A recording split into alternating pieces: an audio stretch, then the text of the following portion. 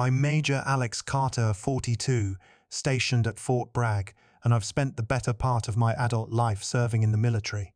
For nearly 2 decades, I've dedicated myself to the mission, to my unit, and to the men and women who depend on me. I've earned the trust of my peers and the respect of my superiors through long hours, meticulous planning and unwavering commitment, but nothing prepared me for the shock that hit me one ordinary Tuesday morning.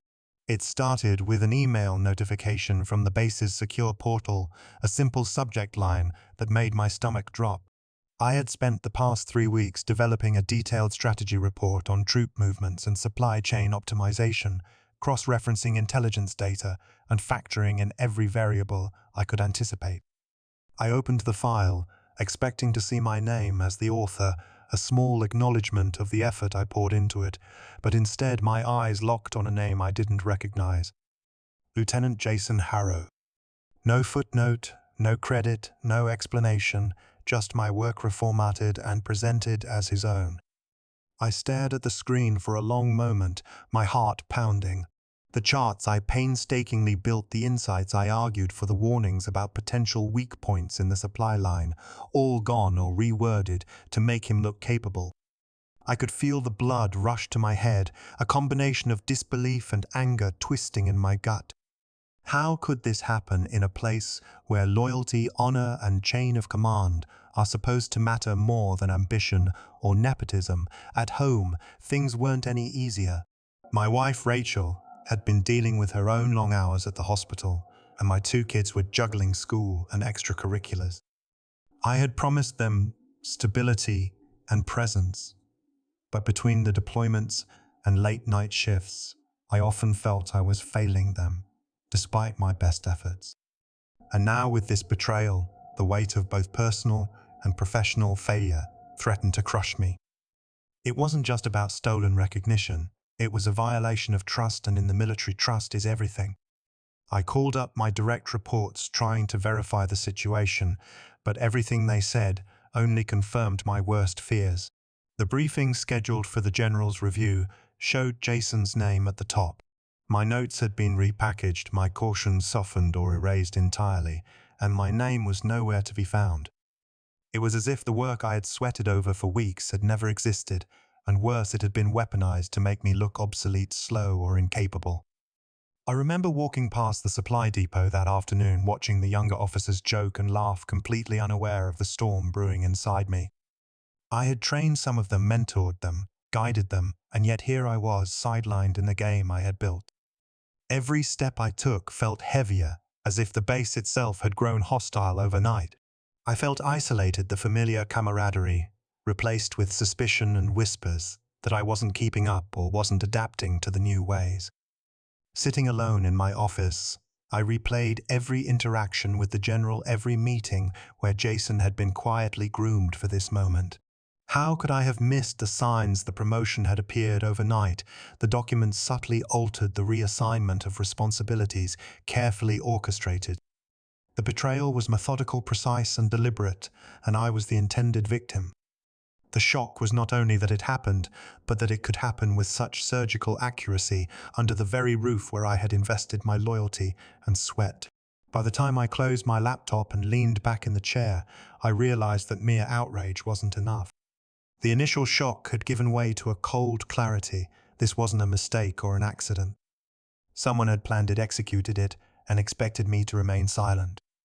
My mind raced through possibilities, protocols, chains of command, ways to recover the integrity of my work. But first I needed to process the betrayal itself, to accept that my contributions had been stolen, and that my mission of protecting the integrity of the unit had just become personal. The initial wave of disbelief faded into determination. I would not let this slide. I would not let someone else rewrite my career while my dedication remained invisible. Whatever it took, I knew I needed to reclaim control, protect my reputation, and ensure that the truth of my efforts would be recognized. The road ahead was uncertain, but for the first time in hours, I felt a sense of purpose sharpen in the aftermath of betrayal. The morning Jason Harrow reported for duty, there was an immediate shift in the atmosphere. He walked into the briefing room with an air of entitlement, straight-backed and confident, and everyone seemed to defer to him as if he were already in command. I had heard whispers that the general had taken a personal interest in grooming him, and the tension this favoritism created was palpable from the moment he arrived. Almost immediately, my projects began to be subtly undermined. Reports I had drafted were reassigned to him, and minor edits transformed my cautious recommendations into statements that made him look decisive and forward-thinking. It wasn't sloppy work or oversight. It was deliberate manipulation designed to discredit my judgment while elevating his profile.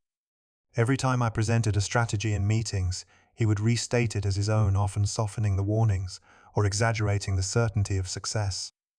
My team members exchanged awkward glances, unsure how to react, and I could sense the growing ripple of mistrust and confusion.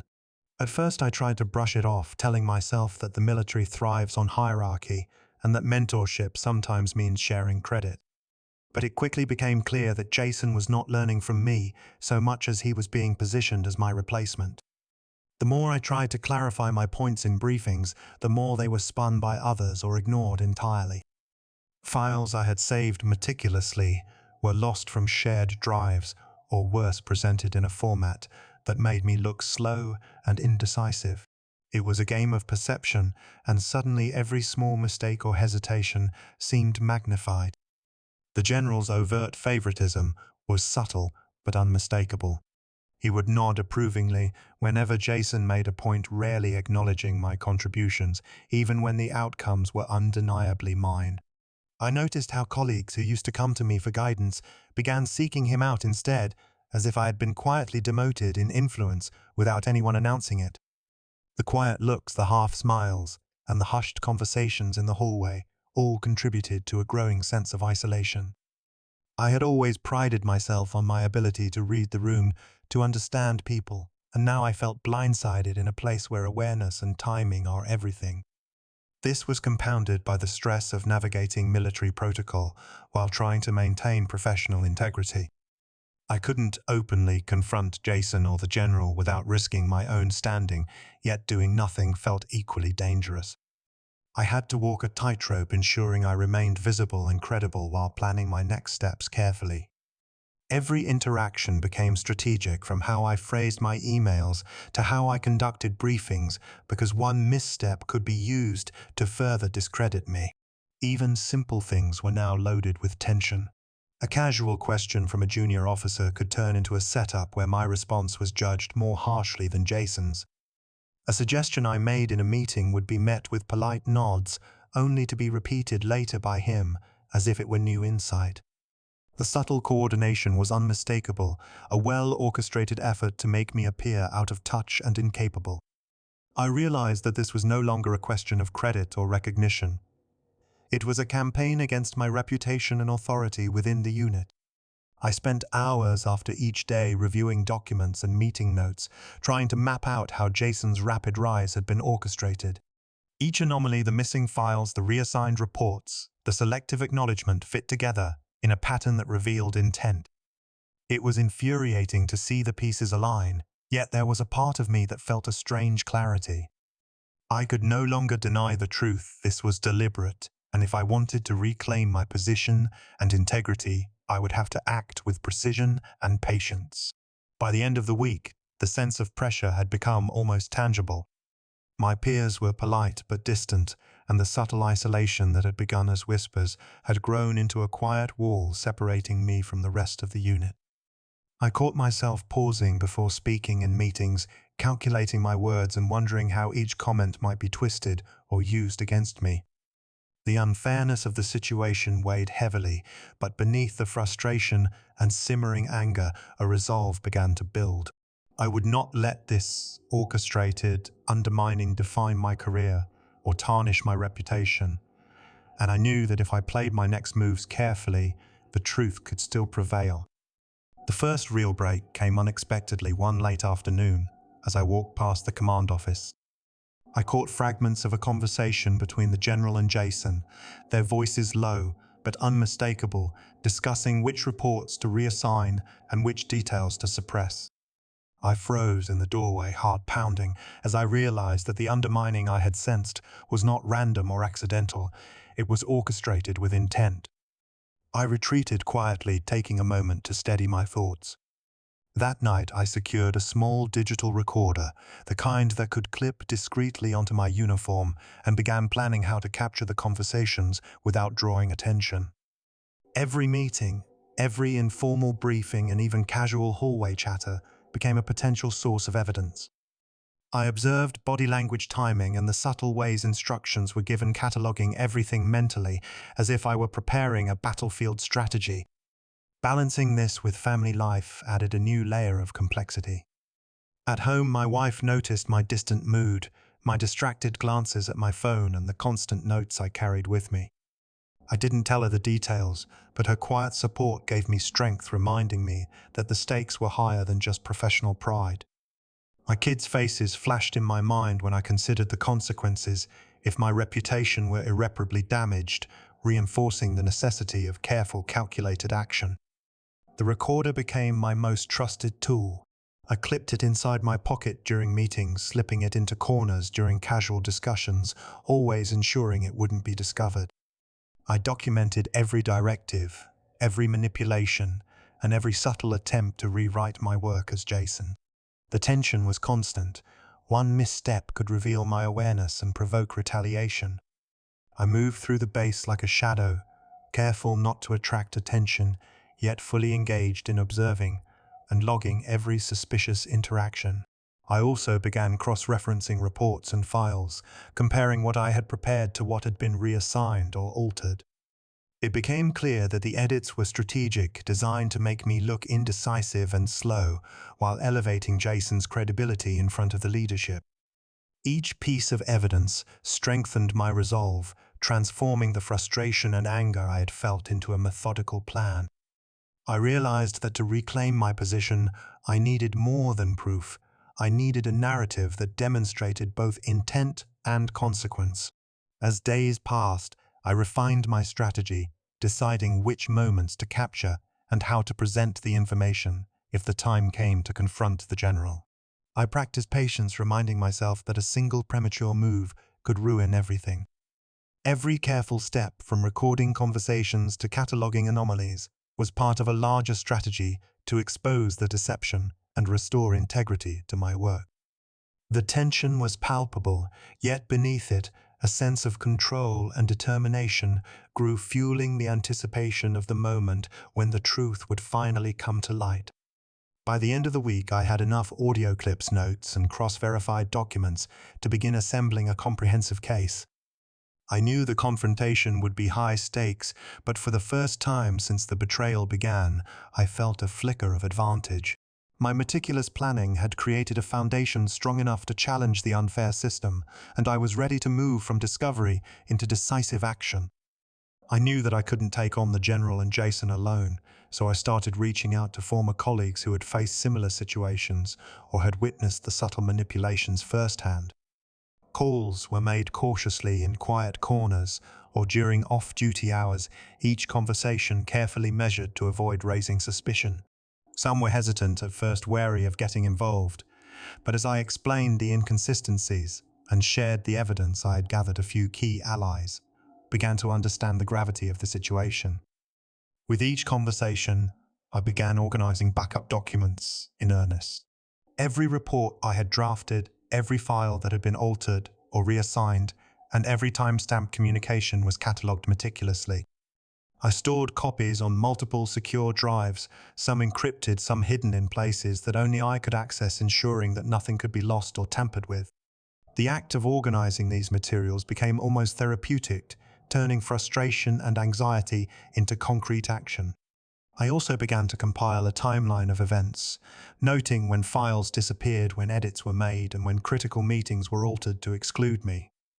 The pattern became clearer with every cross-reference note and email. My allies helped verify these details, confirming the coordinated effort to undermine me. Their support, quiet but firm, reinforced my conviction that this was not an isolated incident, but a deliberate campaign. The tension remained high with every step I took. I had to maintain appearances showing nothing of the gathering storm to those who would report back to the general. Meetings and briefings were attended with the usual professionalism, but internally I was cataloguing every slip, every inconsistency, and every remark that could prove the manipulation. Each careful observation added a new piece to the puzzle, and I felt the first hints of cautious optimism. Despite the risks, progress was tangible. I could see the beginnings of a network forming allies who understood the importance of timing and discretion. They provided perspective, corroborated details, and even suggested additional ways to gather evidence without exposing ourselves. The collaboration reassured me that I was not alone, and it shifted the feeling of helplessness that had weighed so heavily in previous weeks. At night, I reviewed the compiled materials, checking for gaps, confirming dates, and ensuring that the narrative would be indisputable. Every document, every recorded conversation, every email backup contributed to a comprehensive story that could not be dismissed. I thought about my family again, their faces a constant reminder that this effort was about more than my pride. It was about fairness, integrity, and protecting the honor of the unit I had devoted my life to. By the end of the week, I had assembled enough verified evidence and support to plan the next move. The careful groundwork laid with allies and documentation had turned suspicion into certainty. While the danger was still present and one misstep could have dire consequences, a sense of control had returned. The strategy was in place, the players identified, and the anticipation of confrontation built steadily, setting the stage for the revelation that would change everything. The morning of the full assembly, the tension in the room was almost physical. Hundreds of soldiers and officers filled the hall, all unaware that the events about to unfold would expose years of manipulation. I walked in with my evidence carefully organized, my pulse steady, and my recorder and backup files safely concealed, knowing that every eye would soon be on the truth. The general began the briefing as usual, his presence commanding, while Jason sat confidently in the front row, a self-assured smirk on his face. I let them speak, appearing calm and attentive, biding my time as the subtle energy of anticipation built across the room. "Colleagues," whispered quietly, sensing the unusual tension, unaware that the careful orchestration of deceit was about to be unraveled before them. When the moment came, I stepped forward, projecting calm authority, and connected the flash drive to the main console. The audio played, capturing the exact conversations where instructions were manipulated, reports reassigned, and misleading edits were approved. Jason's grin faltered immediately, and the general froze, their composure cracking as the truth echoed through the speakers. Eyes around the hall widened. Subordinates and peers alike shifted in their seats, murmuring softly as the content confirmed the suspicions that had been quietly circulating. My colleagues, who had been unsure now, exchanged looks of recognition, the silent affirmation that the plot had been deliberate, rippling through the room. The atmosphere changed palpably, moving from casual obedience to attentive awareness, every listener absorbing the reality of the betrayal. I moved methodically, highlighting key documents side by side, showing original reports and the altered versions that had been reassigned. The comparison left no room for doubt.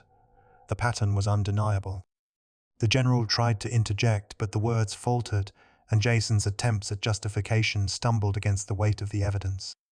The room, silent but electric, was witnessing a shift in authority that had been long overdue. For the first time in weeks, I felt a sense of control and calm satisfaction. The careful planning, the hours of observation, and the discreet collection of proof had culminated in this moment. The tension in the air was matched by the quiet relief that justice was unfolding in real time. Colleagues, who had once been distant, now looked at me with understanding respect and the reassurance that the integrity of our unit could be restored. By the time the audio concluded, the general and Jason were left visibly unsettled, and the room was filled with the silent acknowledgement of truth. The dynamics had shifted permanently. The power that had been abused was now exposed, and for the first time, I felt that my integrity, dedication, and careful strategy had been recognized by the entire assembly. The stage was set for the final steps of resolution and vindication. Once the evidence had been played, a ripple began to spread through the assembly. Officers and personnel who had been quietly aware of the manipulations stepped forward, corroborating the patterns of reassignment and altered reports. Each testimony added weight to the story, confirming that the sabotage had been systemic rather than isolated, and the room shifted from shock to a collective understanding of the truth. With the support of allies and verified documentation, the command structure began to realign. Jason was reassigned to a role where oversight was closely monitored, and the general was held accountable for failing to maintain ethical standards. I was given the authority to implement procedural changes, ensuring transparency in report handling and clear chains of accountability to prevent future abuse. Every adjustment reinforced fairness and highlighted the consequences of misuse of power. As I moved through the hall, I could feel the tension lifting, replaced with a sense of relief and renewed purpose. Colleagues who had previously been distant now approached with respect, offering quiet nods and affirmations of support. The subtle distrust that had clouded the unit evaporated as trust and recognition were restored, leaving a visible shift in morale that had been absent for weeks. I spent the following days reviewing the structural changes with my team, implementing secure documentation protocols, clear communication pathways, and verification procedures to safeguard integrity. Each step was deliberate, ensuring that transparency became part of the unit's culture rather than a temporary fix. It was satisfying to see the system itself strengthened, not just the vindication of my own reputation, and to know that future officers would not be subjected to the same manipulations. The emotional relief was palpable, both personally and professionally. I could finally focus on leadership and strategy without the shadow of sabotage looming over every decision. Allies who had stood by me quietly celebrated, understanding the magnitude of the shift from fear to empowerment within the unit. The sense of justice restored was not loud or theatrical, but it was deeply satisfying, a quiet victory that resonated through every officer who valued integrity over manipulation. In reflecting on the events, I recognized how critical preparation, patience, and careful planning had been to the outcome. The manipulations had been calculated and insidious, but by gathering evidence, corroborating with allies, and acting decisively, the course of authority was corrected.